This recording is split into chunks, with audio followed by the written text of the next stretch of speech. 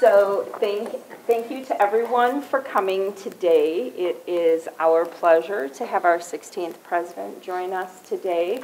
He will be sharing some of his quotes from his most famous speeches and answering some questions that you might have. So please, let's give a warm welcome to President Abraham Lincoln.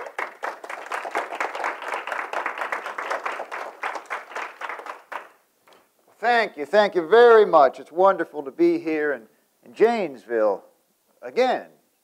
Back in Janesville, it's been a while. In fact, I just noticed looking around this afternoon, well, no one else here is dressed like me. Well, not even you, sir. I suppose that means that some time has passed since I was last on this earth. Perhaps we could begin by one of you informing me as to what year I find myself in now. What year is it? 2017. 2017. I missed the entire 20th century. Oh, and how was it? Some good, some not so good.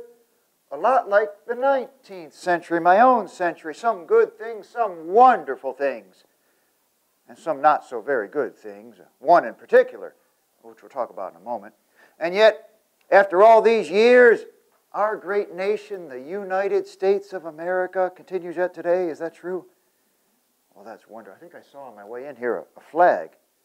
A lot of stars on that flag. Too many, but I recognize that flag. That's wonderful that our nation is still in existence today. You see, back in my day, we were having just a little bit of difficulty on that very subject, being united. We were just the opposite, you see, divided into two. Perhaps I should say divided into two like that, north and south.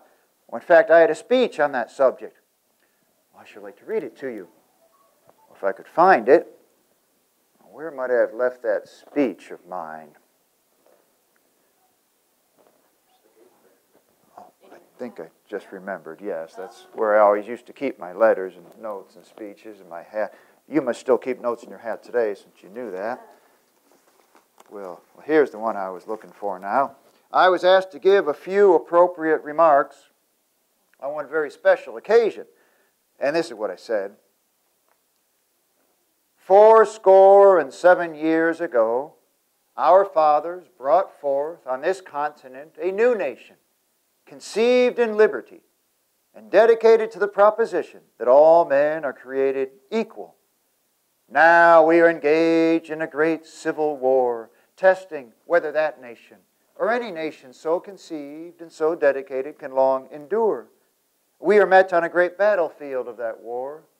We have come to dedicate a portion of that field as a final resting place for those who here gave their lives, that that nation might live. It is altogether fitting and proper that we should do this. But in a larger sense, we cannot dedicate, we cannot consecrate, we cannot hallow this ground.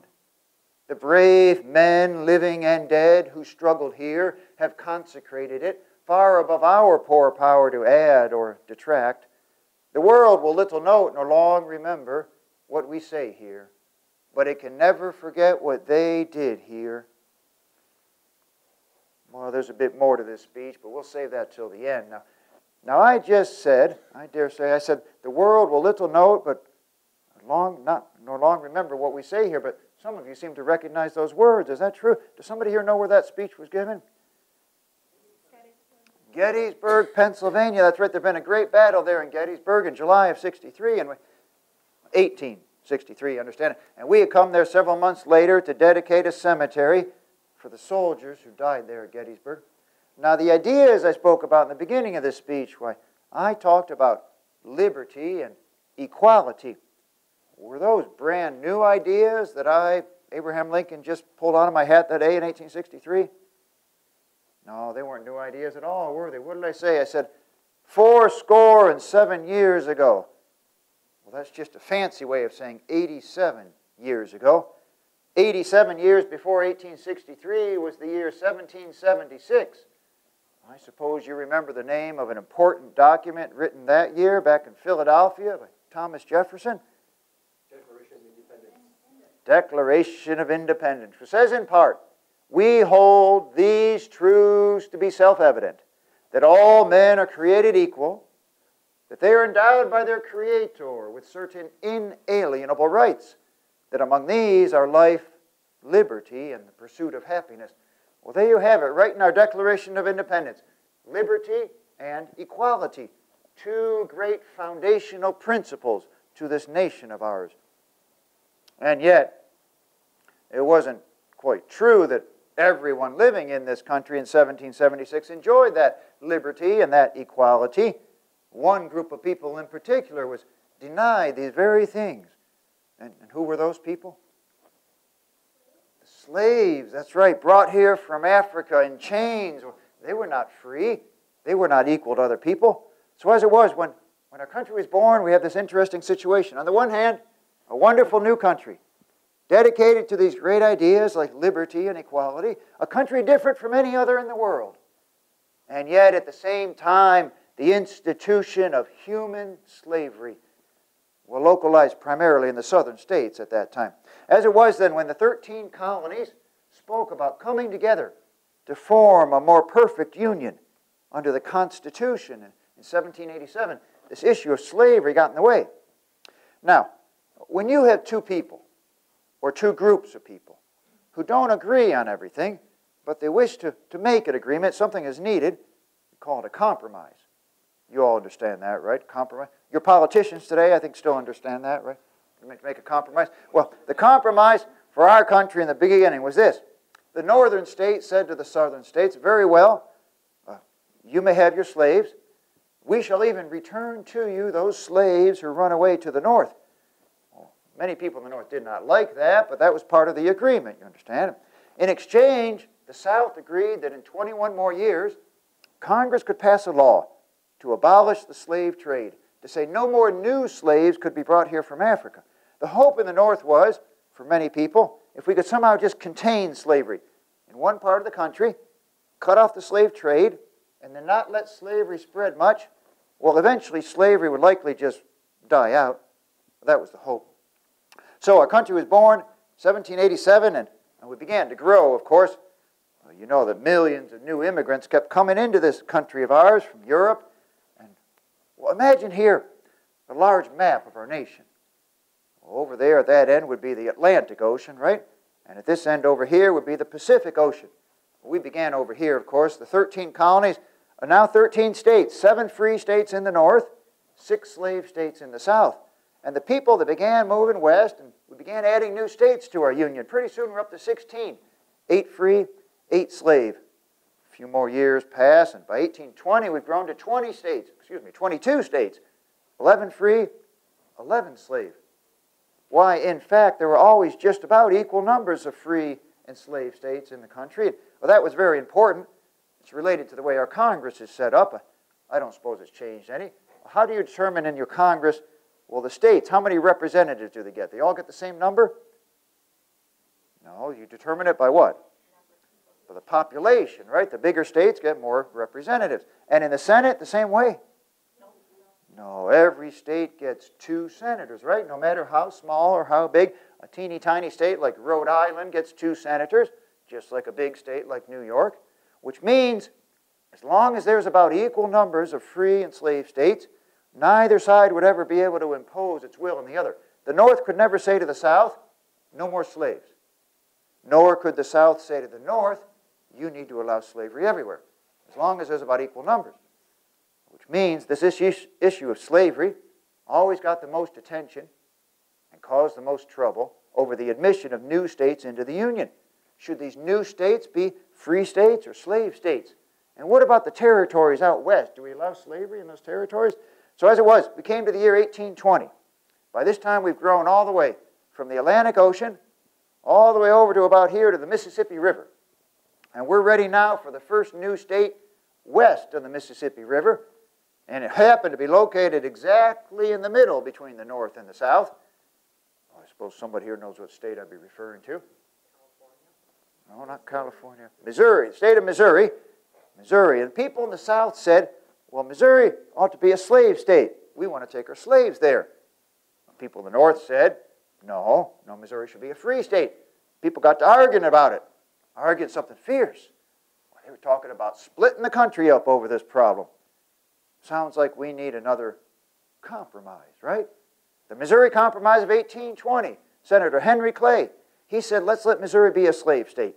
But to compensate, we'll make a new state out of New England called Maine, so we'll keep the balance of power, 12 free and 12 slave states, and we'll do something else that'll help in the future.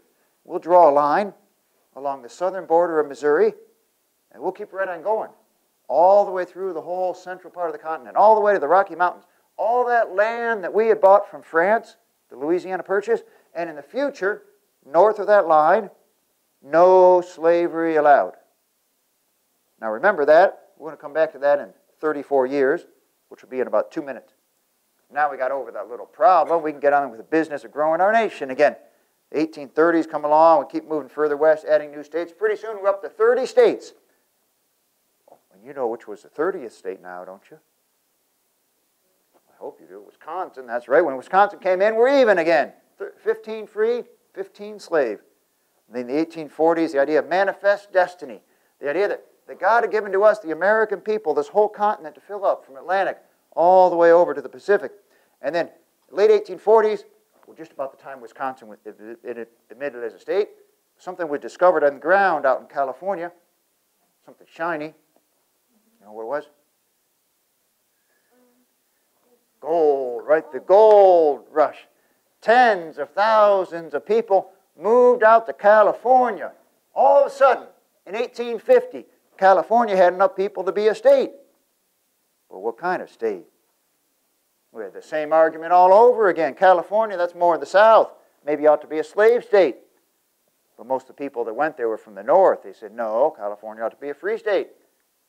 Sounds like we need another compromise, right? Compromise of 1850. Henry Clay again. That's why we called him the great compromiser. Henry Clay was my idol as a politician, a founder of the Whig Party, the American system, all that. He said, we'll let California be a free state. That's what the people want. And then all that other land in the Southwest that we got from Mexico after the war, we'll decide later what to do about slavery. There were a few other things in that compromise. Oh, something very important. Do you know that until the year 1850, well, back there in Washington, D.C., our capital, there was a slave auction house a few blocks from the Capitol building? Imagine that, in this great country of ours, dedicated to liberty and to equality, and a few blocks from the Capitol building, human beings were bought and sold. We got rid of that in 1850.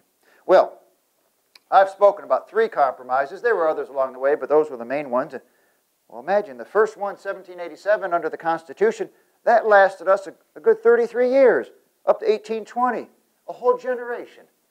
The one in 1820 lasted us another 30 years, up to 1850, a whole other generation. Maybe this one in 1850 will give us another 30 or so years of peace.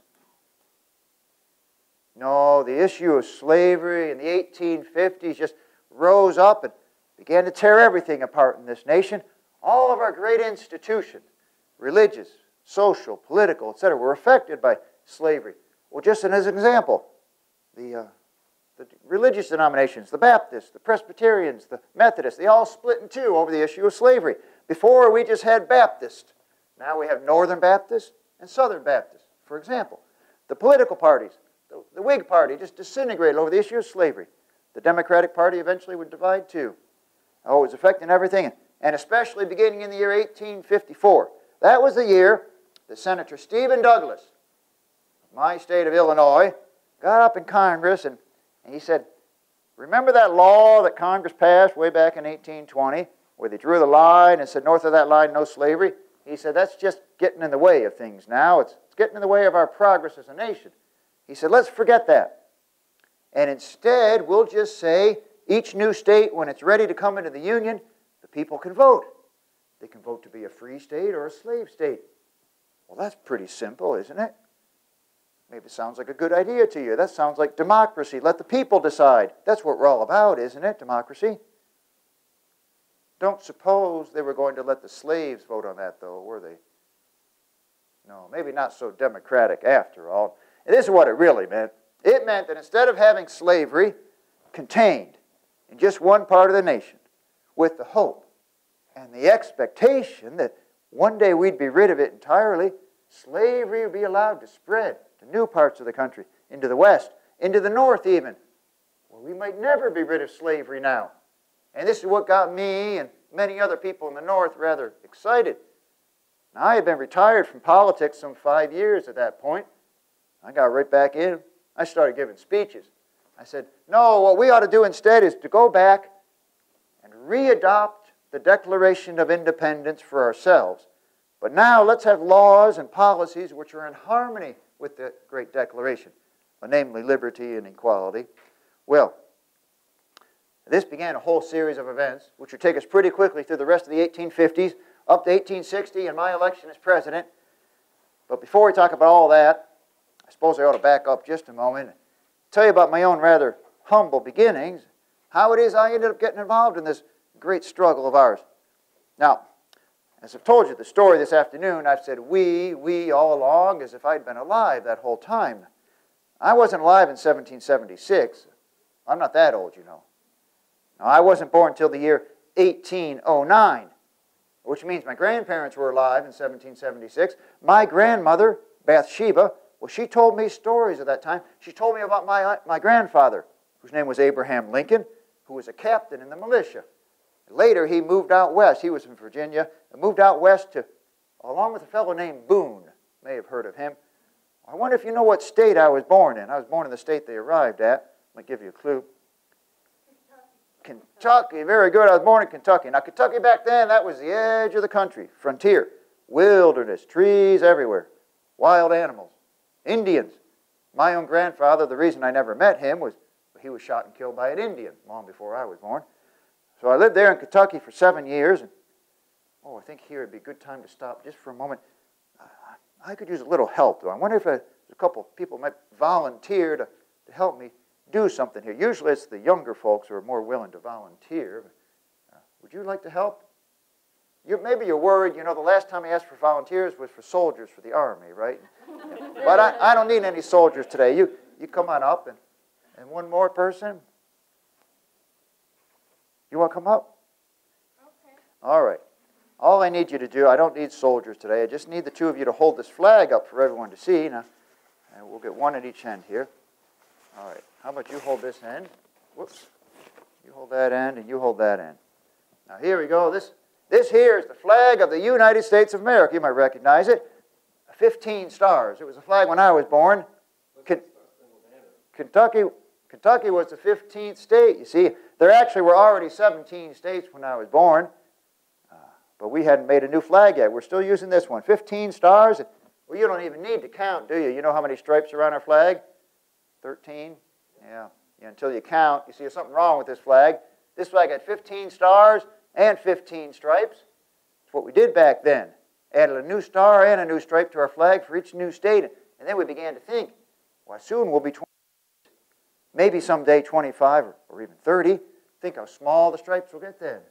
So we said our next flag shall have just 13 stripes for the original 13 colonies, which is why your flag looks like it does today. This flag was important for another reason. This was the same kind of flag that was flying over Fort McHenry in Baltimore the year 1814. We were having a little battle with the British that year, and early one morning a young man, he looked out, he wanted to see if our flag was still there. He wrote a poem. It begins, "Oh, say, can you see by the dawn's early light?" Of course, later it became our national anthem, right? As the gentleman said, this is what you call the Star-Spangled Banner. And it was a flag when I was born in 1809. All right, well, thank you, gentlemen. You can sit down. Well, I lived there in Kentucky for 7 years. 7, nearly 8. Now, you need to understand, Kentucky was one of those slave states. My pa, he didn't like slavery much. And, well, he found out they're making a new state just north of the Ohio River from where we lived in Kentucky. And he said this new state is part of the Northwest Territory, which means no slavery is allowed. The other reason we moved was because back in Kentucky, my pa had a farm once and thought he owned the land, but then another man came along and said, no, it's my land. And my pa lost the farm. Happened to him twice, actually. He said, in this new state, they've got everything measured out very carefully. When you buy land, you know it's your land. They won't come take it away from you. I wonder if anyone here knows what state that was we moved to. It became a state exactly 200 years. Springfield, Illinois. Well, no, not Illinois yet. Before Illinois came? Indiana, very good. Moved to the state of Indiana, southern part of Indiana. Spencer County down there. And I was 7, almost 8 years old when we moved there. Same story, frontier, have to clear the land, build a cabin.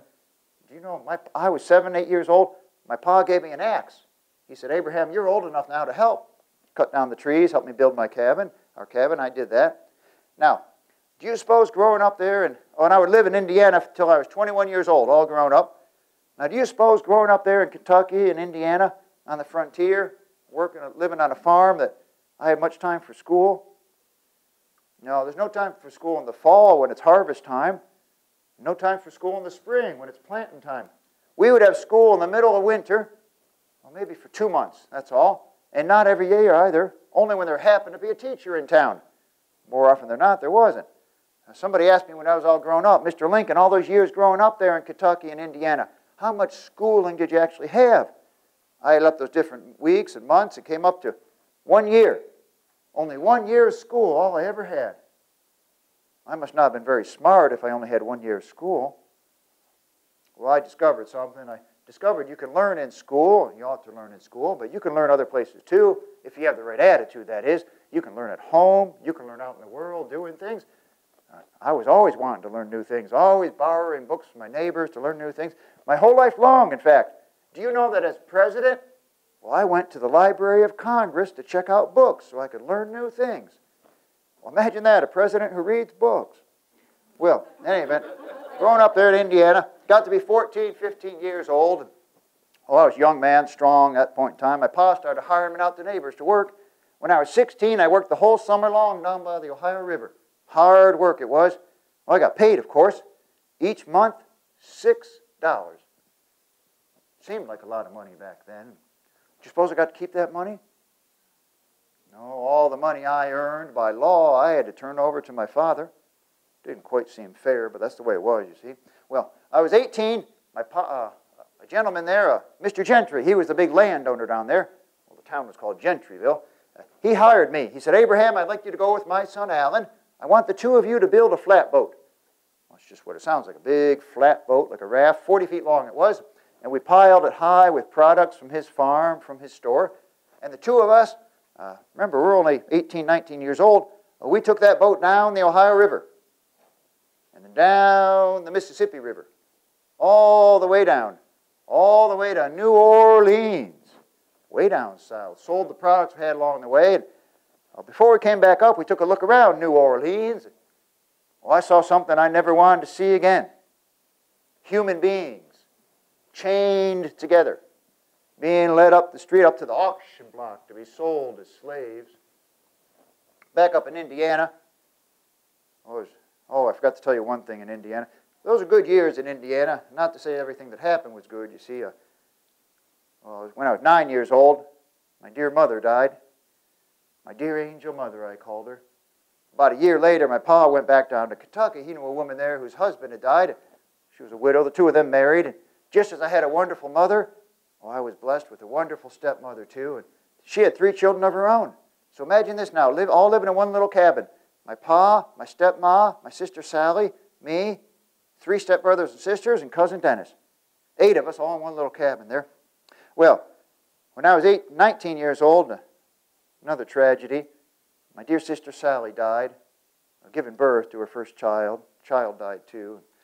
So when I was 21 and my pa decided to move again, well, I didn't have to go along, of course. I'm 21 now, but, well, with my ma dead, my sister dead, I didn't have much reason to stay behind, you see. So I went along with the family, and we moved west to, well, a state I think I heard you say before, a state you probably associate with me, don't you?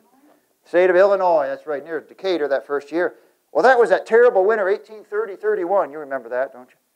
Blizzard conditions, many people died there. The following spring, I left home, headed west along the Sangamon River, came to a little village called New Salem. New Salem, I understand you could still go there today and see what it looked like when I lived there. You could see the post office where I worked as postmaster. You can see the general store that my friend William Berry and I bought and operated. We weren't such good businessmen, turned out. Lost money. Had to close down that store. And then my friend Berry died, and I was left with all his debt, too. Well, then I had about over $1,000 of debt. Oh, no way to pay this back. But I said, I'll pay this money back. It may take me 10 years or more. I'll pay back every last penny. People gave me a nickname because of that. You know what they started calling me? Honest Abe. They said, he's an honest man. He's going to pay back his debts. Well, you can see there in New Salem, those are also the years we had a war. You'll remember up here in Wisconsin, the Black Hawk War. In fact, that was the first time I set foot in the state of Wisconsin. 1832, I was in for 3 months, mustered in up near, well, we were at Beardstown, then up to Dixon we were, and I was on the road, well, between Beloit and Janesville. It's about where I was up here in Wisconsin. Not for long, of course. Didn't actually see much action in that war. Well, those are also the years in New Salem where I studied very, very hard to become an attorney at law. That was my great ambition, to be an attorney at law and also a politician. So I passed the bar exam, became a practicing attorney at law, and by that time I was also elected to the state legislature, the General Assembly there in Illinois. Well, after 6 years in New Salem, I decided to move to the big city, Springfield, Illinois. Why, nearly 2,000 people lived in Springfield then, the biggest place I'd ever lived. So many new people to meet. I loved meeting new people. Well, all except one kind of person. The young ladies, the unmarried young ladies. Awful shy around them. Never knew what to say to them. But I met a young lady there in Springfield. Her name was Mary Todd. Oh, I liked her. She was from Kentucky, just like me. Well, not just like me. I was poor from Kentucky. Miss Todd was wealthy. She lived in the fanciest house in all of Springfield, her sister's house. I see her sister was married to the son of the former governor, and Mary herself was cousin to my law partner, John Todd Stewart. So I met Miss Todd, and I was invited to a dance at that house where she lived, Edwards Mansion. I made up my mind I'd go up and ask her. I went up to her. I said, Miss Todd, I should like to dance with you the worst way. I really wanted to dance with her, you understand. Well, she accepted. We danced. I found out later she told all her friends I'd done exactly that, danced in the worst way. Very poorly, you understand. Well, Miss Todd and I, a couple years later, we got married, and eventually we'd have 4 children, all boys. You imagine that? 4 boys. Oldest boy was named Robert, or Bobby. Our second boy was Edward, Eddie. Poor Eddie. He died there in Springfield, not quite 4 years old. Tuberculosis, I believe you call it today. Our third son was named William. Willie was a bright boy. Came with us to Washington when I was president. He died there in Washington. 11 years old, typhoid fever. And then our fourth son, well, his name was Thomas, named after my pa, except we didn't call him Thomas. Thomas was one of those babies with the biggest sort of head, and he was very wiggly. I looked at him, I said, he looks like a tadpole. That's what we called him at first, tadpole. Later we shortened it, just Tad. Well, I think that's enough about my story, a personal story that is. We should go back to the story of the nation. Now, we left off in 1854. That was the year that Senator Stephen Douglas said that bit about, we'll just let slavery go wherever it might choose to go, based on how the people vote. You know, Stephen Douglas claimed to have no opinion on slavery, whether it was a good thing or not such a good thing. Well, those of us who did have an opinion on it and wished to keep it from spreading to new parts of the country, the North in particular, the West and the North, well, we formed a new political party at that time to fight the spread of slavery. In fact, the state of Wisconsin had a lot to do with the forming of that party. A little place called Ripon, Wisconsin, you may have heard of. I believe you still have this political party around today in some shape or form. You know what it's called? The Republican Party, that's right. I became the leader of the Republican Party in Illinois, 1850s there.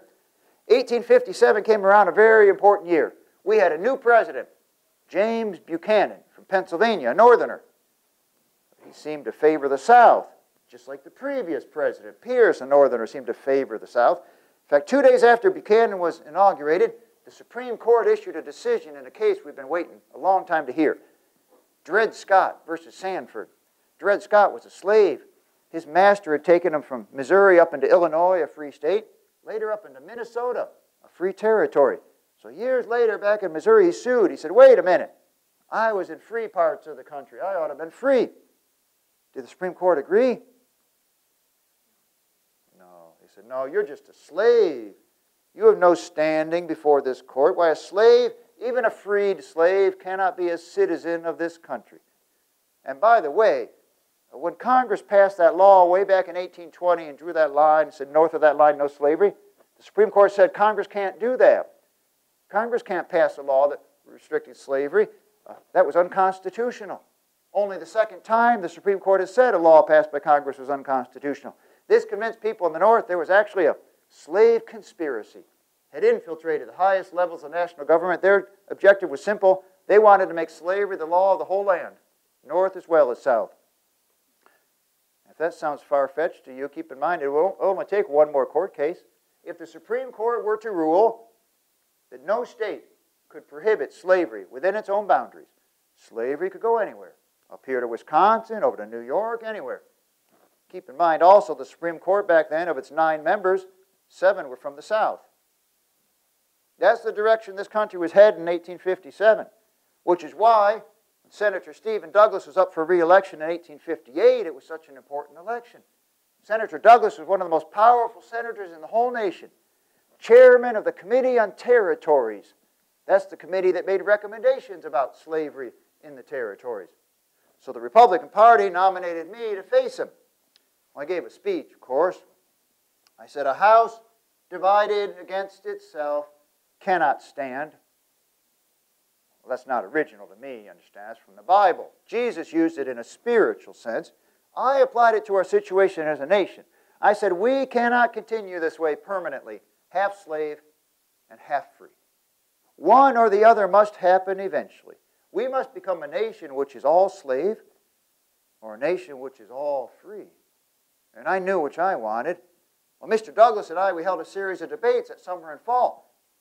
They were of interest not just to the state of Illinois, but the whole country. This was such an important election. In fact, the debates up in the northern part of the state, people from Wisconsin came down to hear, especially the one over in Freeport.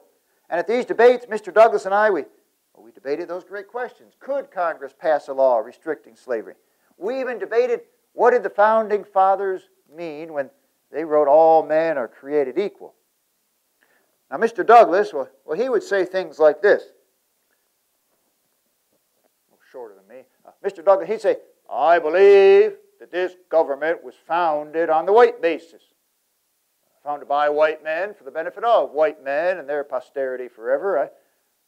I prefer to confer citizenship only on such men of European descent, not conferred upon the Negro or the Indian or any other inferior race. Some people liked hearing that, quite a few actually. When I would respond and say, well, I agree with Judge Douglas that the black and the white man were not equal in all ways. We're not equal in color, certainly. Perhaps not in intellectual and moral endowments. Well, I hadn't known that many black people other than slaves, you understand. Well, years later, I'd meet another fellow named Douglas, Frederick Douglass. He helped change my mind on that. But even back then, I knew this for certain. I knew that in terms of the natural rights enumerated in the Declaration of Independence, the right to life, the right to liberty, and the right to the pursuit of happiness, the Negro was my equal, and the equal to Judge Douglas, and the equal to every other living man. Some people liked hearing that sort of stuff. Not quite enough. Mr. Douglas was re-elected. That was my great ambition at that point in time, was to become senator from Illinois, and I'd lost. But 2 years later, by the way, I should say I actually received more votes than Mr. Douglas that year. Not that that's important or anything, but I did. Well, in any event, 2 years later, I found myself in another election with Mr. Douglas. This time it wasn't just for senator from Illinois. This time it was for president of the whole United States of America. Imagine that. In 1860, the 2 main candidates for president were both from Illinois. Shows you how important the part of the country we called the West, states like Illinois and Wisconsin, had become at that point in time. And you all know who won that election, right? Why I am speaking to you today, all 6'4" inches tall, me, not Steve Douglas, all 5'4" inches tall, him. He did way more than me, I must admit. We called him the little giant. Well, in any event, when I was running for president, this is what I said. I said, if you elect me to be your president, I shall do nothing to interfere with slavery in the southern states where it already exists. Why would I say that if I didn't like slavery? Well, the Constitution protected slavery, right? The president has to obey the Constitution just like everybody else. However, I went on, I shall do all in my power to fight against the spread of slavery, against it spreading into the West, into the North. That I shall do. And because I said that, 7 of the states of the South decided that rather than have me be their president, they would secede from the Union. They would leave the United States of America and form their own country in the South, which you know the name they gave to the new country, right? The Confederate States of America, Confederacy. So that was the situation when I left Springfield, Illinois, February 1861, to go to Washington to become president. Of course, we traveled by train back then, you remember? That's the fastest way to go. But we took a long zigzag route through the north, stopped in lots of cities and towns along the way. And by the way, when you think of Abraham Lincoln today, I suppose you always think of a tall man with a tall hat and a beard, right? You know, most of my life I didn't have a beard. When I was your age, of course, I didn't have a beard. But even when I met Miss Todd, I didn't have a beard. And when I began to run for president, I still didn't have a beard. Had never had a beard. But then they started putting my picture in the newspapers, you see. And a girl out in New York State, Grace Bedell was her name, 11 years old, she saw my photograph. She decided to write me a letter. She said, "Dear Mr. Lincoln, you have a very narrow face. I believe you'd be a bit more handsome if you grow some whiskers." She said, "All the men are doing that now. They're growing mustaches and beards and such things. If you do that, I believe I can even get my brothers to vote for you." Well, that was something. Some of her brothers were Democrats. A couple of weeks later, I decided to let my beard start to grow. And when we took that train ride from Springfield to Washington, one of the places we stopped was Westfield, New York. And I got to meet little Grace Bedell, who'd written me that letter. And then we made another stop, very important. Oh, for this, I think I need my volunteers again, or new volunteers, it doesn't matter. Do you want to try this time? No, you don't want to. Can I have my same 2 then again? I don't think we're going to get any over 18 crowd up here. Okay. 1 at each end here. All right. You remember that first flag I showed you had 15 stars. I told you there were 17 states when I was born. When I became president 51 years later, we had exactly doubled in size. We'd gone from 17 to 34 states. Kansas had just become the 34th state after my election. After years of struggle over what kind of state it would be, we had a little mini civil war out there in Kansas over this issue. Well, she was admitted as a free state, January 61. Now, normally we waited until July 4th to bring out the new flag. But that year, because of the trouble in the nation, we decided to bring it out early. We brought it out on February 22nd. That was a national holiday back then. Some of you will remember that. George Washington's birthday. And we were in Philadelphia, standing in front of that building you still call Independence Hall today, right where the Declaration of Independence was written and the Constitution. And we brought out for the first time this new flag. This was my way of saying, I, Abraham Lincoln, have been elected president of the 34 United States of America. Even those 7 of the states represented by those stars had told me they're not part of the country anymore. I said, no, my job as president is to preserve this union of 34 states. All right, thank you. You can sit down. Well, I got down to Washington, of course. Time to give another speech, my inaugural address. By then, people are talking about war, civil war. I said, no.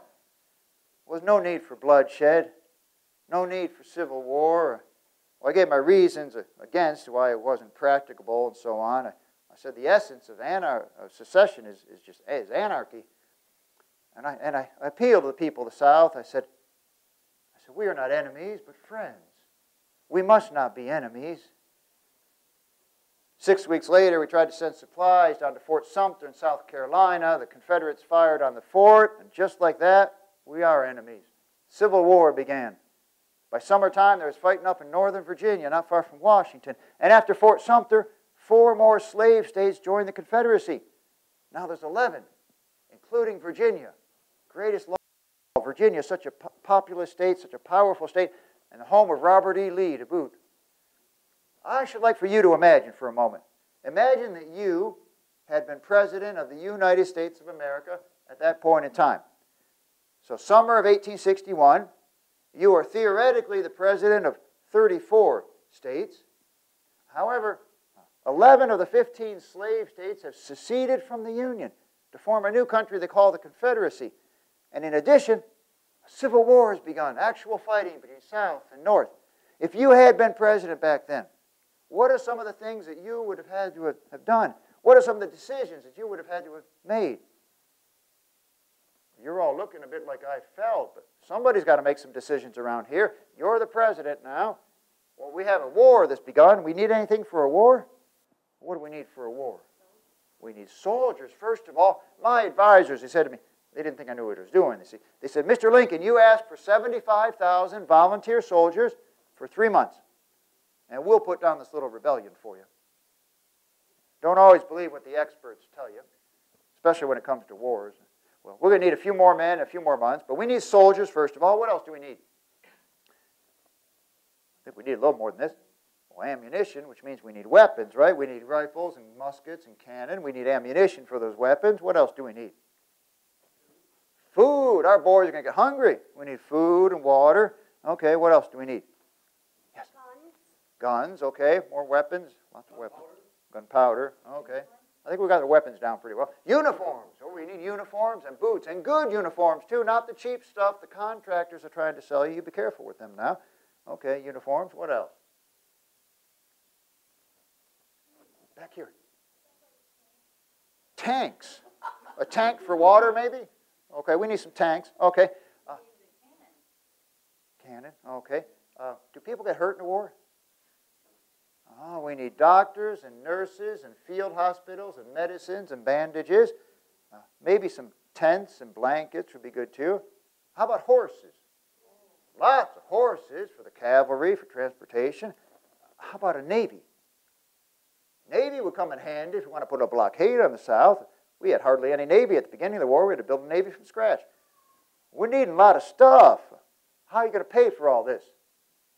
You think Congress left you a budget for the Civil War? One Civil War, $10 million. No, Congress isn't even in session. They're not due back till December. Not such a bad thing. Means we can get going on some things and ask for permission later. But we need money. We went up to New York City. That's what we did. That's where the money is. We went to the banks. We said, we'd like to borrow some money to pay for our little war. Very well, sir. You take this money. Pay it back when you can. No hurry. 36% interest. Had a new idea then. Went back to Washington. We said, how about we just print some new money? See, back then the federal government didn't print bills. The states had bank notes, but the federal government didn't. So we said, we'll make a new federal bank note, but we'll have to distinguish it from the state notes. So on the back, we'll use a different color ink. Green. Greenbacks, we called them. Maybe you still have green money today because of that. Oh, another idea we had, this was a great one, income tax. But don't worry, don't worry. As we said in my day, a 3%, 5%, certainly never more than 10%. The people would revolt if it were more than 10%. All right, so we need money, but we need to make some decisions too. Now, what did we say? We said there were 15 slave states, and 11 have joined the Confederacy. What's that mean? Well, this is a math question. 15 and 11 have left. 4 left, right? 4 slave states that haven't joined the Confederacy yet. You think you need to be worried about those states as president? There are an awful lot of people in those states who are sympathetic to the South. We need to keep those states in the Union, right? Imagine this. Right now, you're sitting in your office in the Executive Mansion. That's that big white-colored house where the president lives in. And you look out across the Potomac River, and you can see the Confederate flag right there, that close, right in Virginia. What would happen if Maryland joined the Confederacy? Washington, D.C. would be surrounded, right? You'd have to abandon Washington, move the capital up north to Philadelphia, New York, and hopefully you get out yourself. So we need to keep Maryland in the Union, and Kentucky, and Missouri, and Delaware, the border states. We need to keep them in the Union. You may have to do some things that are rather unpopular, even unconstitutional in normal times to keep them in the Union. But these aren't normal times now, are they? You've got a rebellion on your hands, a rebellion against the national authority. Well, who's going to lead your army? Oh, I'm sorry, that's easy. You're the commander-in-chief. You can get on the horse yourself and lead the men out to battle. Maybe not a good idea. Who do we need to lead our army? We need some generals. That ought to be easy. Find a few good, capable leaders in our army to lead our army, men who will listen to you as president? Might have just a little trouble there. You ever hear of a fellow named McClellan?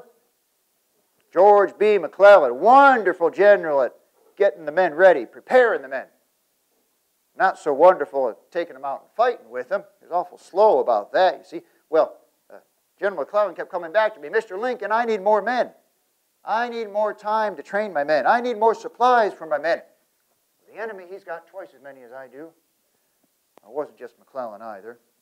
Well, speaking of generals, we had another general by the name of Fremont.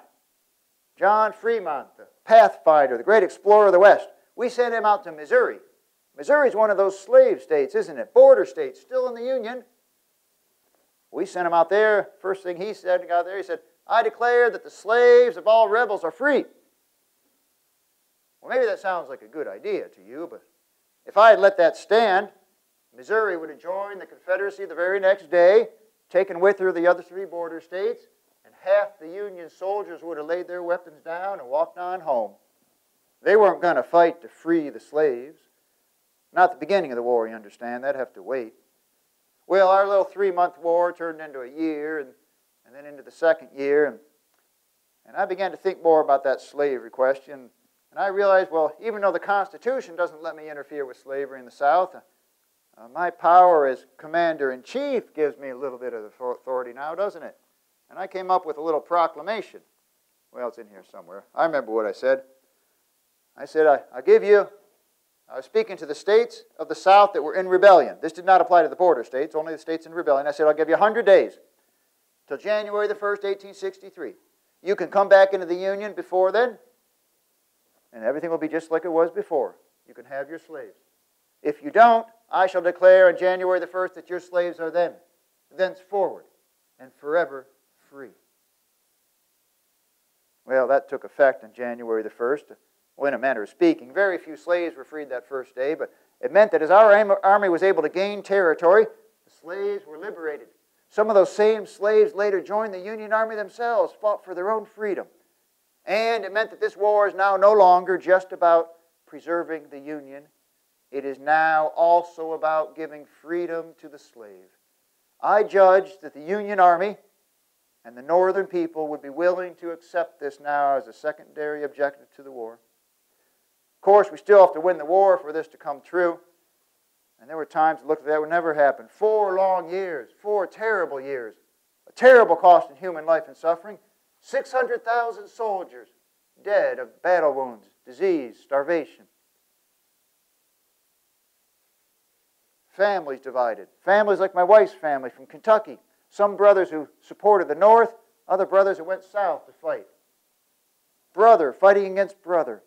As late as the summer of '64, it was pretty clear, well, there's still no end in sight. And we have an election coming up. Do you remember who my opponent was in 1864? We've already mentioned him. Former general, George B. McClellan. The platform of the Democratic Party that year was peace. We're tired of war.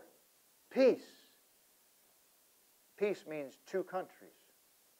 If the election had been held in the summer of '64, George B. McClellan would have been elected our 17th president, and we would have divided into 2 countries.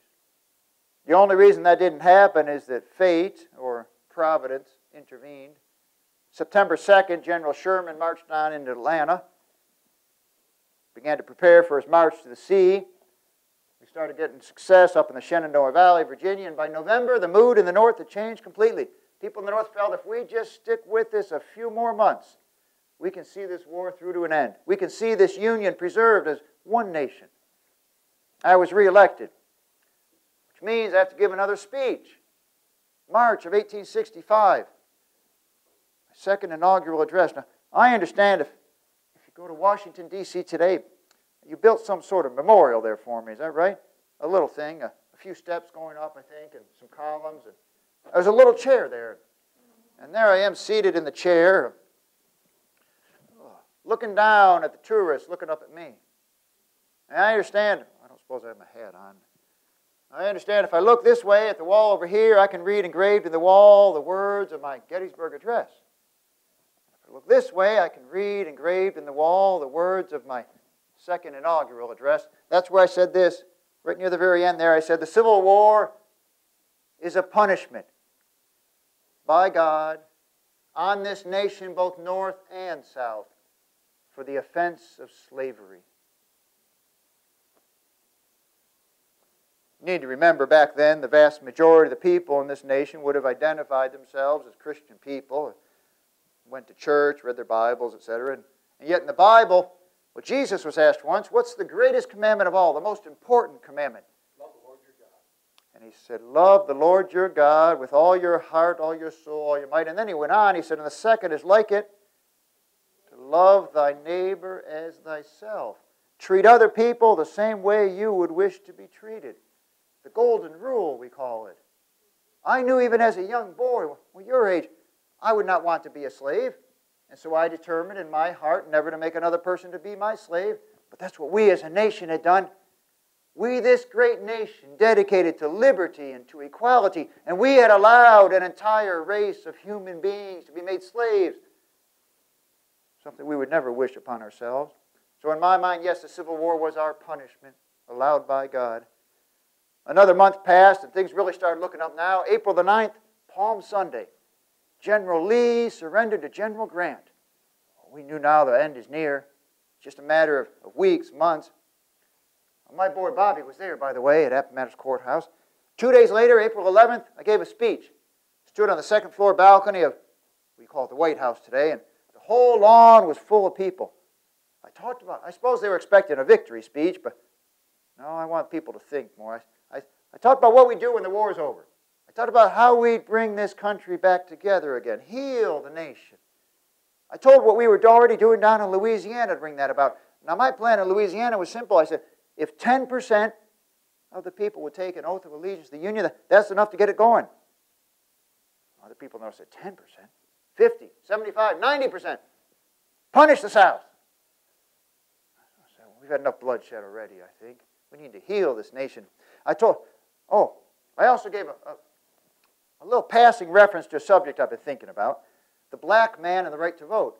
You see, the black men couldn't vote back then, except a couple states. But I said, look here, we've had black soldiers risking their lives for the last 2 years. They've certainly earned the right to vote. Those who are educated is all. I didn't say more about it. I know a lot of people listening, they really weren't that interested in hearing that. Washington was still a bit of a southern-leaning city. In fact, they were listening that day. Oh, well, you would know him. Well, the family you might know. You might know the Booth family, the acting family, the Booths, Julius Booth, and Edwin Booth. Certainly you've heard of Edwin Booth. Greatest actor of my day, Edwin Booth. Played Hamlet more than any other man. And a good Union man, Edwin Booth. Surely you've heard of him. But, well, he had a little brother you may never heard of, John Wilkes, another actor. Liked to jump across the stage a lot, very athletic. He would know him be a bit of a rebel. He was there that day. I remember, standing right over there. When I said that bit about letting the black man vote, don't suppose he liked that much. Well, 3 days later was Good Friday, April the 14th, a beautiful day in Washington. Mary and I, we took a carriage ride that afternoon. We talked about what we do when this war is over, when I'm done being president. We'll travel. We'll go out to California, see the Pacific Ocean. We'll go to Europe, we'll go to the Holy Land. I did some business that day, too. I remember there was a soldier boy. He had deserted. You remember the penalty for desertion, right? Well, I wrote out a pardon for the young lad. I said, I believe this young fellow can do us more good above ground than below ground. On that, I signed another law that day. Congress had just passed a new department within the Department of Treasury. It was called the Secret Service. They were to find counterfeit money. Don't know if they ever found any other jobs, useful jobs for them. Well, anyway, and that evening, speaking of actors, we went out to see a play. Ford's Theater that evening. Our American Cousin with the great Laura Keene. Her 1,000th performance. It's going to be a great show. There we were watching the show up in the presidential box here, Mary and I, and looking down, and 2/3 of the way through, Harry Hawks on the stage all by himself gives the funniest line in the whole play. Well, the people, they laugh uproariously. Make enough noise to cover up the sound even of a pistol shot. That just happens to be my last memory. Whatever happened after that, you'll have to read about yourselves. I suppose they could find a book about that here somewhere, couldn't they? Oh, right in the very back you might have some books about that. Very good. Well, I should make a couple more comments and we'll have time for some questions. Now, I mentioned that Emancipation Proclamation earlier, didn't I? Now, that was a war measure, you need to understand. Well, you'd call it an executive order today, perhaps. Which means when I'm done being president, maybe the next president will come along and decide it doesn't apply anymore. You people who used to be slaves, you have to be slaves again. I know you can't imagine a situation where there's one president who issues orders and then the next one comes in and undoes them, but it could happen, at least in theory, you understand. So we needed to permanently change our Constitution as well, right? And what's the only way to permanently change our Constitution?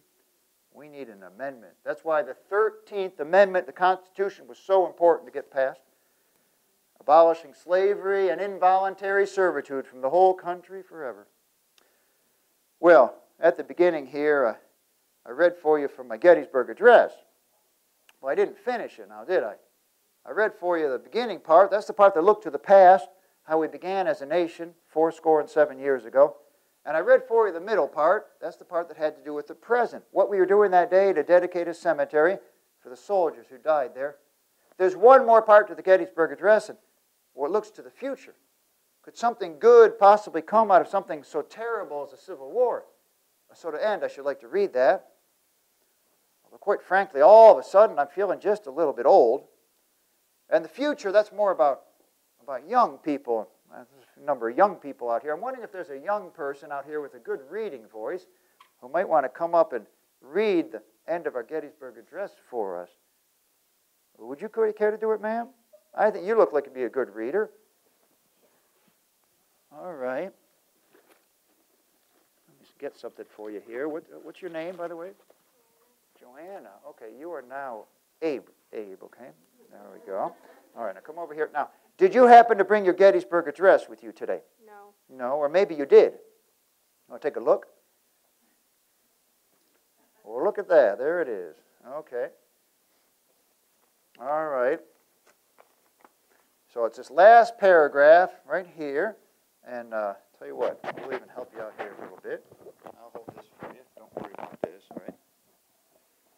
It is for us, the living, rather to be dedicated here to the unfinished work which they who fought here have thus far nobly advanced.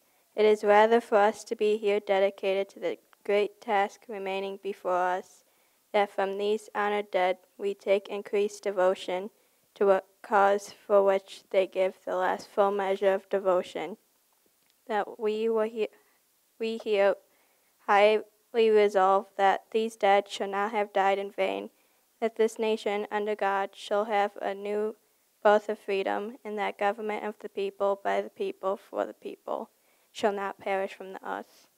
Very good.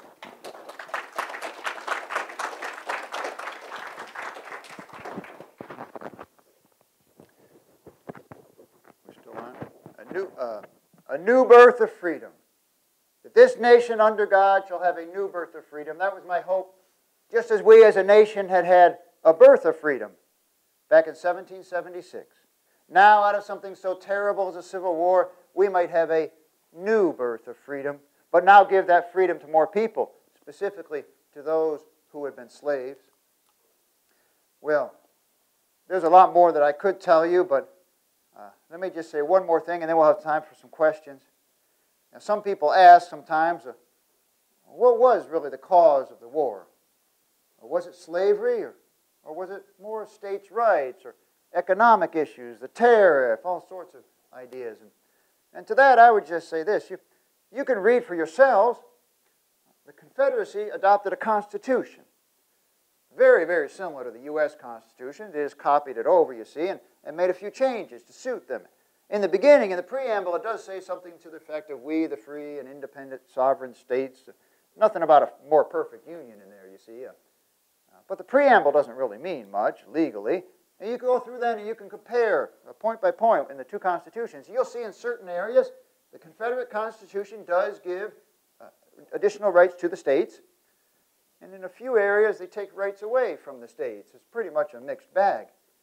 The only real major difference between the two constitutions is on the subject of slavery. Whereas the U.S. Constitution doesn't even mention slavery by name. It's all that language about 3/5 of a person and such. Almost as if the founders were embarrassed to admit that we had slavery in this nation. The Confederate Constitution specifically prohibits any law being passed prohibiting the exercise of property in Negro slaves. They even specify the color of the slaves. And you can also read, each state as it seceded issued a declaration explaining why they were seceding. And in every case, they talk about the importance of slavery. And you can also read a very interesting speech made by Alexander Stephens. He was the vice president of the Confederacy from Georgia, a friend of mine from the Whig Party in my Congress days. He gave a speech shortly after they adopted their Constitution. He explained the reasons, the differences between the two constitutions and all. And in this speech, he talks about, well, I don't want to misquote him. I think I have it right here. Yes, he said that the proper status of the Negro in our form of civilization was the immediate cause of the late rupture and present revolution. He acknowledges right there it was slavery. And then he talks about Thomas Jefferson had anticipated this as the rock upon which the old Union would split. He was right.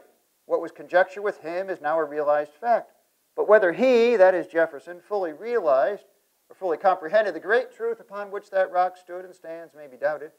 The prevailing ideas entertained by him, by Thomas Jefferson, and most of the leading statesmen at the time of the formation of the old Constitution were that the enslavement of the African was in violation of the laws of nature, that it was wrong in principle, socially, morally, and politically.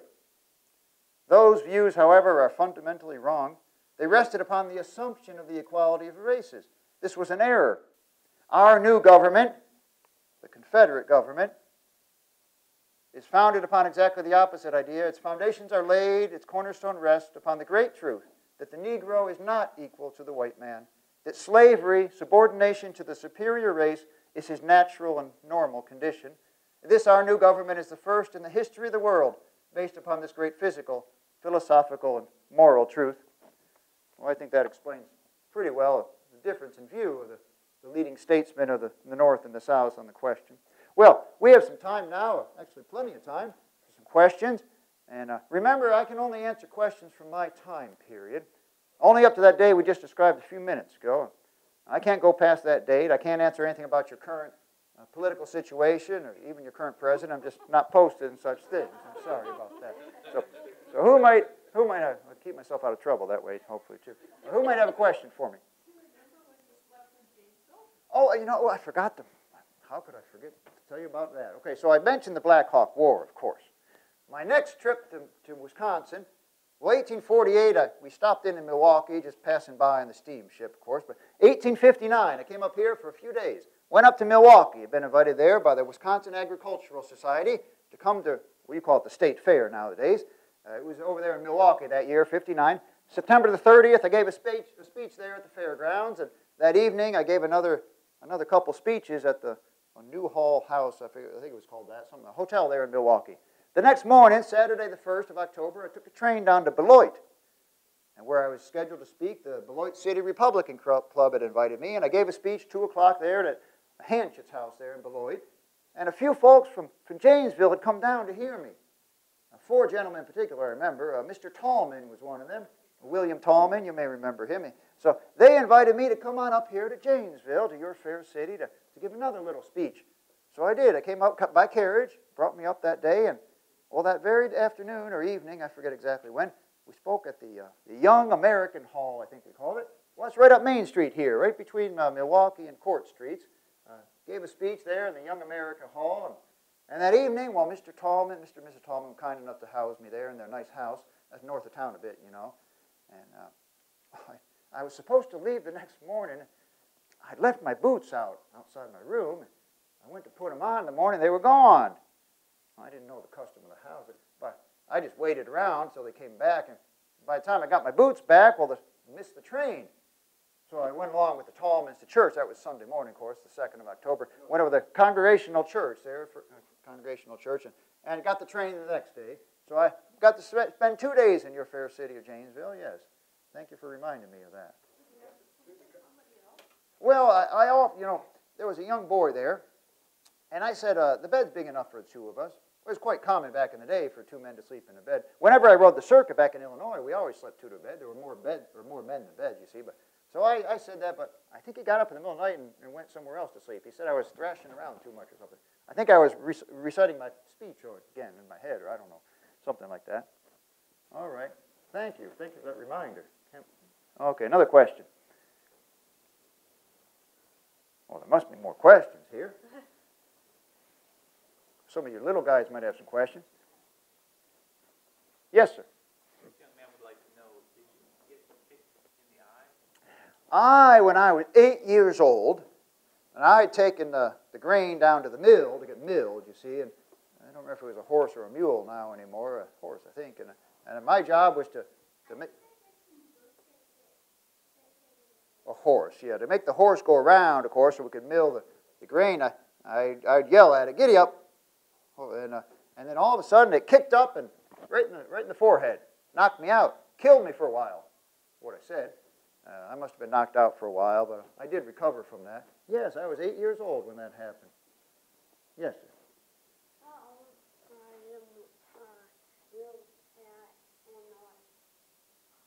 old were you when you moved to Illinois? When I moved to Illinois the first time, I was 21 years old, all grown up. And by the time I left Illinois, I was 51 years old. I left the day before my birthday, in fact, 52. 30 years I spent there in Illinois. Always meant to go back. Don't remember making it, though. Another question.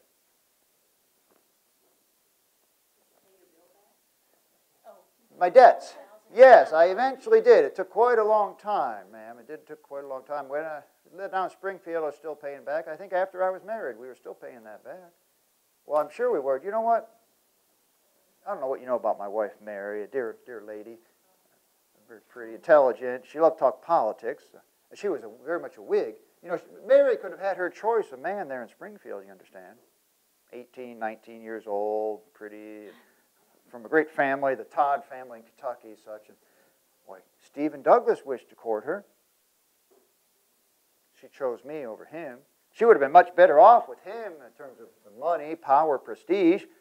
She chose me instead. You know, that first year we were married, she moved out of that nice fancy mansion there in Springfield, moved in with me in the boarding house. We spent our first year of marriage in a boarding house, even after Bobby was born. And then we finally got up enough money to rent a little place nearby. And then only after another year or so did we buy that little place on the corner of 8th and Jackson Street. Now, you're asking why I said little place. When we bought it, it was a little place, one story. Bought it from Charles Dresser. He was the priest who had married us. And it was only years later, when I had the money, that we were able to add the second story on that house, you understand? You know what Mary said about me? She said, well, you know I wasn't known to be a very handsome man in my day. She said, Mr. Lincoln may not be the most handsome man around, but few people know that his heart is as big as his hands. Yes, ma'am. Were you paid a salary as president? Yes, ma'am, of course. The salary of the president back then was $25,000. A lot of money, but you need to remember, we paid for our own expenses. When we threw a reception at the White House, we paid for that ourselves. So that $25,000, we went through that pretty quickly, you understand. Oh, by the way, you know, we moved out to Washington. We're from the West, right? The West, the people from the East look down a little bit upon those people from the West, you see, especially the ladies. Mary, she knew she had to dress the part. So first thing she did when we got to Washington, she took on a little shopping trip. Went up to Philadelphia. You know Mary was very good at shopping, don't you? She went up to Philadelphia, Washington, to buy new dresses and hats and shoes and gloves and more gloves and still more gloves. I don't know why we needed so many gloves, but anyway, she spent a bit of money there to get herself all prettied up, you see. And then Congress gave us $20,000 to fix up the White House. The White House needed work, $20,000, so Mary went shopping again. She bought furniture and carpeting and drapes and china. Of that $20,000, she spent $26,000. Told you she was quite good at shopping, not so good about keeping track. You understand? All right. Another question. Way over here. How about Lewis Harvey? About Lewis Harvey? Oh, you're gonna make this hard on me. Are you doing what is this? One of those people came to visit me, huh? Yep. Lots of people. Oh, Cordelia Harvey. Okay, yes, Yep. I do remember that woman's name. Yep. Yes, a nurse. Yep, and did the hospitals here in Wisconsin. Yes. You know, the state of Wisconsin was quite a supporter of the Union cause. I'm very thankful to you people for your support. Iron Brigades and all that, and generals and so many soldiers. It was the soldiers of the West who seemed to really get the job done during the war, wasn't it? Soldiers from Wisconsin, Illinois, Iowa, states like that. Another question. Yes, ma'am. What was the hardest situation that you had to deal with as president during the Civil War? There were so many hard situations, hard decisions in particular. The first hard decision, of course, was Fort Sumter. What do we do about Fort Sumter? And I polled my cabinet, and I got different answers from my cabinet about what to do. Eventually, I made a decision, and whether it was the right one, I don't know, but some of them, but that really wasn't the hardest decision. I believe the hardest decision, well, other than the individual hard decision, you understand, every Friday is the day I made decisions about pardons. Every single one of those was a terribly hard decision. It meant life or death for a man. But collectively, I would say the decision about what to do about the slaves. At the beginning, I was very clear. I can't touch slavery in the South. From the very beginning of the war, though, some people in the North, the abolitionists, they were pushing me to, this is an opportunity for us to emancipate the slaves. Of course, what they wanted was immediate emancipation and no compensation to the owners. And I just didn't go along with that. My view all along, from many years before, following Henry Clay and others, was if we have emancipation, it must be gradual and it must be compensated. But then, because of the war, well, of course, it became clear that we need to free the slaves as a war measure. But the question is when? When do we do that? I was all ready to do it early in the summer of '62. I shared that with my cabinet, and Seward objected. My Secretary of State, he objected. He said the war is going badly now. If you do it now, it'll look like a last desperate attempt on the last shriek of a government that's falling down. He said, you have to wait till we get a victory. Well, waiting for a victory means waiting on George McClellan. And we waited, and we waited, and we waited more. And we came to September. And finally, well, he was forced to move. Lee came up into Maryland. And so the great battle at Antietam, Sharpsburg, Maryland, September 17th. Bloodiest day of the whole Civil War. Terrible battle. And, well, McClellan got his victory. I was disappointed he didn't pursue Lee, though. There we had Lee up north. We had him there.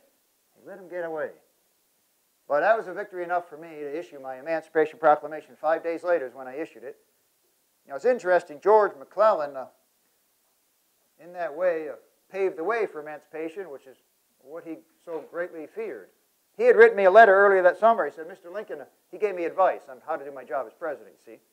He said, we should never make emancipation an objective or a war measure. Never.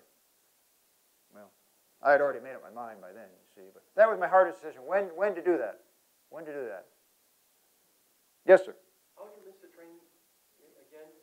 Well, I just, the boots, my boots were missing. They'd taken my boots away, I guess to clean them. Do you all do that here in Janesville? You're very hospitable folk.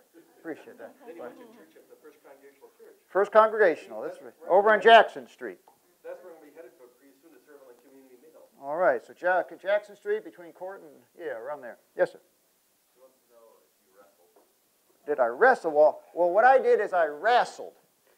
Is that the same thing? I was a mighty good wrestler in my day.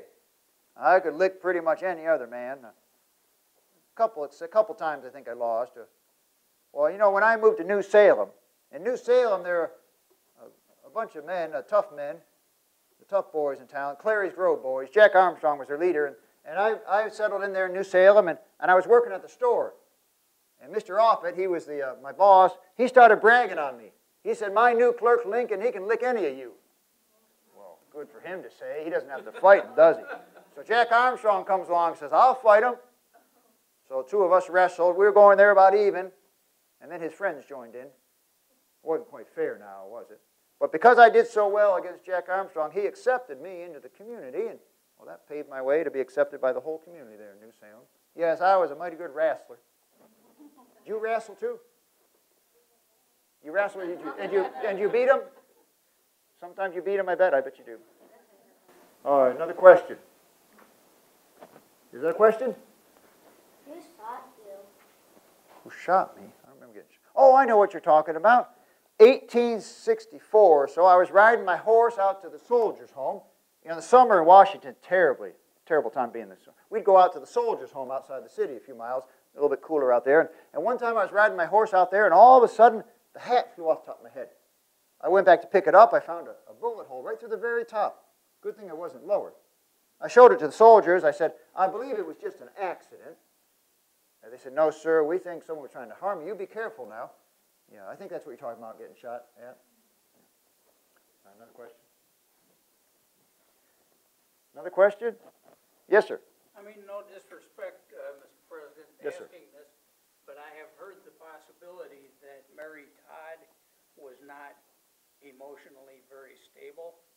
Not stable. Can you comment on that? Well, Mary and I had very different temperaments. That's for certain. Stable, I wouldn't say she was unstable, though. No, I wouldn't say that. At least not when I knew her, of course. You know, Mary and I were very different in some ways. For example, when it came time to forgiving people, you know, there was one case. First time I ran for Senate was, well, Mr. Trumbull. He was my friend, but when it came time for the voting, you know, I had about the support of 90% of the people on the anti-slavery side there in Illinois, and he had the support of about 10%. And the way the balloting went, well, he wouldn't give in. He wouldn't give in, and in the end, I gave in to him. The man with 90% gave in to the man with 10. I said, the cause is to be preferred to the man, because I said, if we don't do this, then the other side's going to win. They're going to put in a slavery man. Well, I forgave Trumbull and Judd, the others, of doing that, but, you know, Lyman Trumbull's wife was Mary's very best friend, Julia Trumbull. It's been in their wedding, and Mary never talked to her again after that. We had two very different ways of responding to situations like that when people offended us. But no, unstable, I wouldn't say unstable. No, she was quite stable. Another question. Yes, in the back. So, being the president during the Civil War, how were you able to manage to get through each day, having to deal with some of the situations with your wife's spending and also the death of people? Well, I would say Mary's spending was the least of my worries on most days. But other things, yes, were very difficult. Decisions related to the war just going very badly, and of course, as you mentioned, the death of our darling Willie. Well, that was so terrible. 1862, February. I had to get on with business. The country was depending on me. Mary, well, we responded very differently to that. For example, you know, I would go, well, Mary never set foot in the room where Willie died again. Never set foot in his bedroom again. Whereas every Thursday, I'd go in, that's the day he died, I'd go in for about half an hour, just sit in that room where he died and think about my boy. We responded very differently. But I had to get on with the business of the nation. I couldn't just wallow in my sorrow, you understand. You know, another way I dealt with things was through laughter. It may sound strange, but I said, I was a bit of a storyteller, a jokester in my day, and I would tell stories as a way just to relieve the pressure, to distract from the terrible realities of the war. I said, I must laugh or I surely would die. Yeah. Another question. Yes?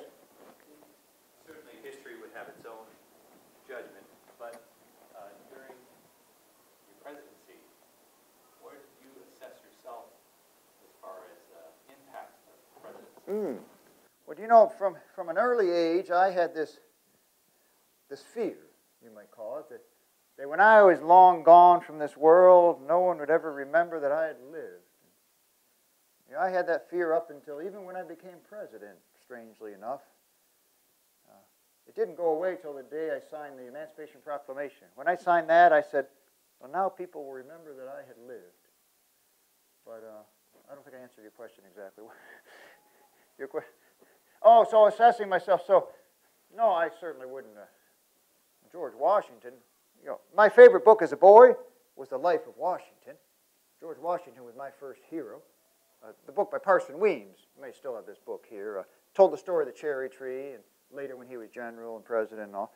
So George Washington was certainly one of my heroes. But some of the other great presidents of those early years, Adams, Jefferson, well, pretty much all the earlier presidents. And then we got to, well, Andy Jackson, of course, well, he and I didn't quite agree on some things there. Well, many things. But in any event, no, I would put many of those early presidents up there, certainly much higher than myself.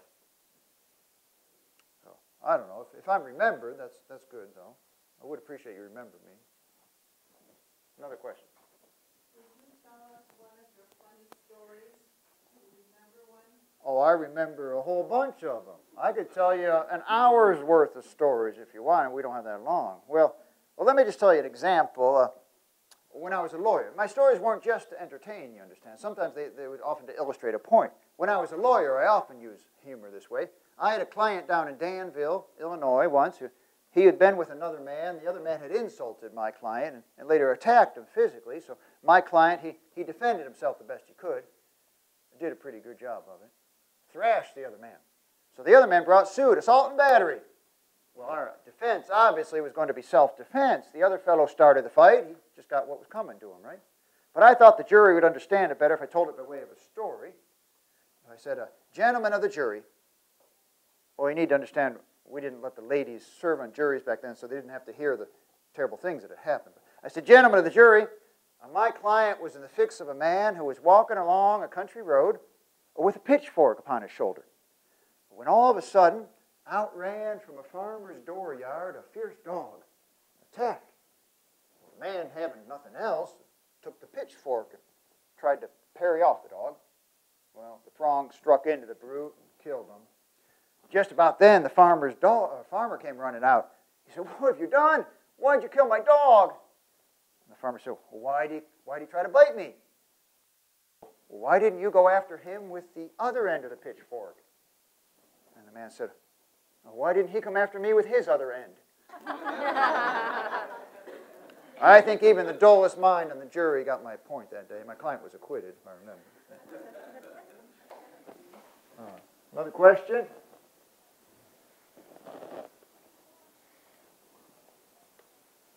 What former presidents did you hang out with while you were president? Hang out with? Well, let's see. Well, I knew Zachary Taylor. Zachary Taylor was only the second of the Whig presidents elected. I campaigned for Zachary Taylor.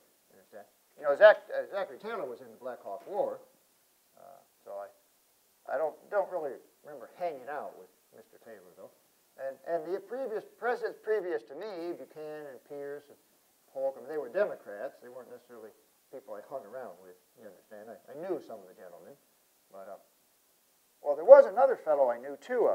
You could sort of call him a president. Jefferson Davis. You may have heard of him. You know, Jefferson Davis was from Kentucky, just like me. He was born maybe 100 miles from me in Kentucky, about a year apart from us. We never knew each other, of course, back then. And I gradually moved north and west and north, and he gradually moved south, ended up in Mississippi, his brother's plantation there. But years later, we knew each other in Congress. Well, Mary knew his wife, Verena. So I knew Jeff Davis, hung out a bit with Jeff Davis. Another question? We'd like to know if you can name the presidents in order until number 16. Until number 16? You're going to test me. I bet you can do it. Well, you can check me then, okay? There's George Washington, John Adams, Thomas Jefferson, James Madison, James Monroe, John Quincy Adams, let's see, Andrew Jackson, Martin Van Buren, William Henry Harrison, John Tyler, James Polk, Zachary Taylor, Millard Fillmore, Franklin Pierce, James Buchanan, and myself, Abraham Lincoln, your humble servant. Did I get it right? Obama? Never heard of Obama. All right. Another question. If you did become president, do you think that you would have stayed an attorney, or is there what else would you have done if you didn't become the president? Well, I think I would have continued working as an attorney, and also I may have given another shot at senator. Yes. That's about all. I can't think of anything else I would have done. I don't think I would have gone into the war, because I was already 52 years old. A bit old for that. Not to say there weren't men my age who went, you understand, but I didn't have much military experience, you remember. 3 months in the Black Hawk War. You know, I was elected captain of my company, though. Did you know that? We mustered in the boys from New Salem. They were all from New Salem, you see, and they elected me captain of the company. It's one of the greatest honors of my life. I didn't know the first thing about leading the men or anything. I remember once we were marching, and they were approaching a fence, just a narrow gate in it. For the life of me, I couldn't remember how to give the order to have them form a single file and go through. So getting really close, and I just dismissed them and said, we'll reassemble on the other side in 2 minutes. So I don't know it would have been much good as a general, for example. Okay. Another question?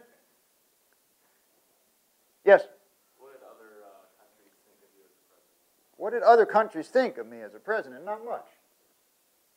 Well, I can tell you over in England, Lord Palmerston, he didn't think much of me as president. Over in France, Napoleon III, he didn't think much of me. Other places, too. No, I wasn't really, you know, they were all expecting William Henry Seward to be our president. He'd actually made a trip over there to England, to Europe, the year before the election. He was so sure that he was going to win the nomination, you see. Well, Thurlow Weed, he said, you go ahead and take a trip to Europe, that's all right. He went on over there, he was meeting all the dignitaries, all the leaders of these countries, and they were all assuming that they were talking to the next president of the United States of America. So they were quite surprised when they found out that I had beaten out Seward for the nomination. So no, they didn't think much of me. But as time went on, they realized that I knew a thing or two. All right. We outsmarted Napoleon in the end down in Mexico, for example. All right, another question. Yes, ma'am. What did you think of your vice president? My vice presidents. Well, my first vice president was Hannibal Hamlin from Maine. Fine man. You know, back then we often chose to balance the ticket geographically or some other way, and that was the main reason for choosing him. But he was a competent man and so on. Of course, vice president back then didn't mean much. Didn't really have that many real duties. Didn't even come to cabinet meetings, anything like that. And then we made a change in '64. In retrospect, maybe it wasn't the best change, but in '64, you see, well, we didn't call ourselves the Republican Party that year. No, we were not the Republican, we were the National Union Party. And we did that so that the Democrats who wanted to support the war would feel comfortable joining in with us, you see, and many of them did. And one of them was a fellow named Andrew Johnson. See, when the 11 states of the South seceded, well, that's 22 senators, isn't it? 21 of those senators went along with their states south. Andrew Johnson of Tennessee remained loyal to the Union. So in part, as a repayment for that loyalty to the Union, he being from Tennessee, a southern state, and being a Democrat, well, he was a nice balance to the ticket. We chose him to be my vice president, which means if anything ever happened to me that second term, well, he would have become president. Another question. But Andrew, what did I think of him? Well, you know, at the inauguration, he spoke first. He spoke inside. And he spoke and spoke and spoke some more. And rambling speech. He was half drunk. It was pretty clear. As we went outside, I whispered to the men with me. I said, "Don't let Johnson speak outside." No, so he sometimes had some lapses in judgment, you see. And he was a whole bit different character than me, too, in terms of getting along with other men and so on. Wasn't, you know, quite the same way. He might have had some difficulty dealing with the radicals, you know, if he ever became president. I'm just guessing. Now, another question. How would you describe your relationship with Grant? Ulysses S. Grant. Fine man. You know, out east, we had such a mess of things out east. Well, McDowell first, the Army of the Potomac, that Bull Run, that was a disaster. So we brought in McClellan. Everyone thought McClellan would fix things up. And it seemed great at the beginning. Oh, he got that army in fine working order. But as we already discussed, he just wasn't very keen on taking them out and fighting with them. So eventually we got rid of McClellan, and then we brought in Burnside, and he did all right for a while, and then came Fredericksburg. So we brought in Hooker, and he did all right for a while, and then came Chancellorsville. So then we went with Meade 3 weeks before Gettysburg. And Meade did a fine job at Gettysburg, I must admit. But then he made the very same mistake that McClellan had made. McClellan had let Lee get away at Antietam. The next year, Meade, we had Lee north of the Potomac. The river was flooded. It took them several days to get back south. had him in our grasp. And he let him get away. I wrote out a long telegram to General Meade expressing my great disappointment. We've let this golden opportunity slip through our fingers. When will we ever get another chance again? You have just prolonged this war for who knows how many months. And then I didn't send it. I tried to put myself in his shoes. He'd just been appointed 3 weeks before and just gone through 3 terrible days of battle. Well, maybe I would have done the same. But I was sorely disappointed. I knew then that Meade was not my man either. I knew then Ulysses S. Grant was my man. Had so much success out in the West, Vicksburg, well, before that in Kentucky, Missouri, and Grant was different. He was different from other men. Grant, for example, he never came to me and said, and complained about the men I'd given him or the supplies or anything. He took what I gave him and he made do with it. And he just stuck with it. He said, he understood also, some of my generals were so fixated on capturing a strategic place, Richmond, for example. We're going to capture Richmond.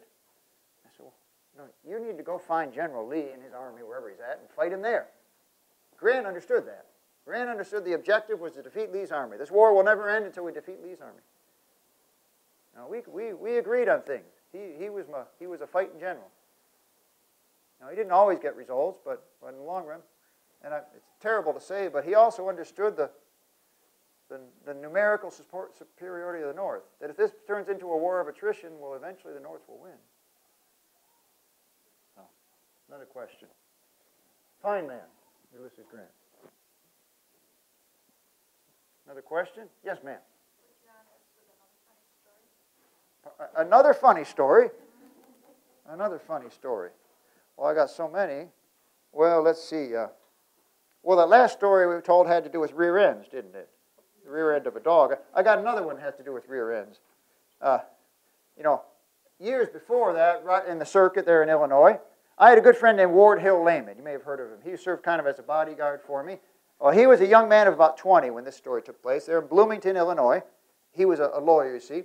And one time during the recess, well, he got to wrestling with another man out in front, wrestling, and suffered a tear to the rear of his trousers.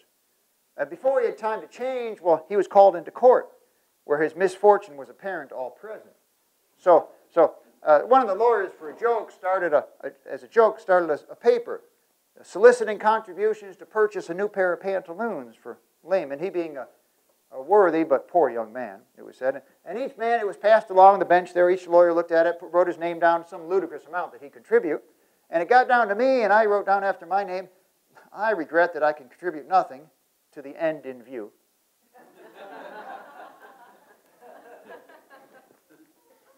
Another question. Maybe you have to have me back for my stories program. The whole hour long of stories. All right. Well, and the young man who's in front actually took one of the books that I selected. Yes. On purpose about me telling the story. Very good. Okay. Another question?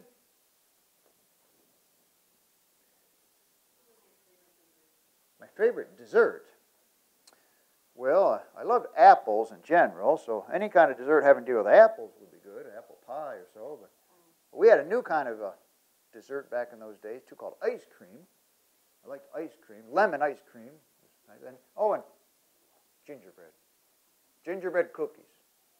Those are awfully good, aren't they? Gingerbread cookies. As you can see, though, I didn't eat a lot of dessert necessarily. Yes? Well, I had no middle name, so I was too poor to have a middle name. Unlike Mary, my wife, Mary Ann Todd, the Todds, that's quite a family. God, you can spell God with just one D. The Todds require two. Yeah. Another question? You have a question?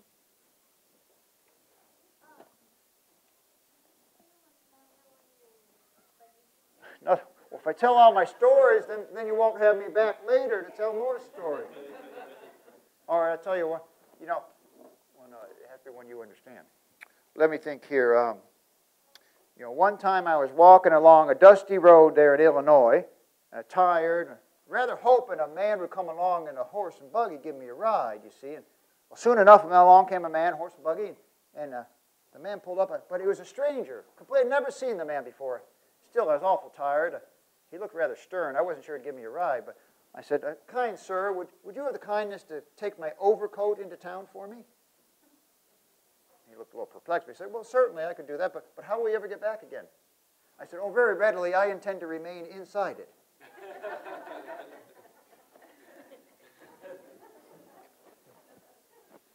Okay. Another question? Yes? Is it true that Mary was a good chef? A good chef?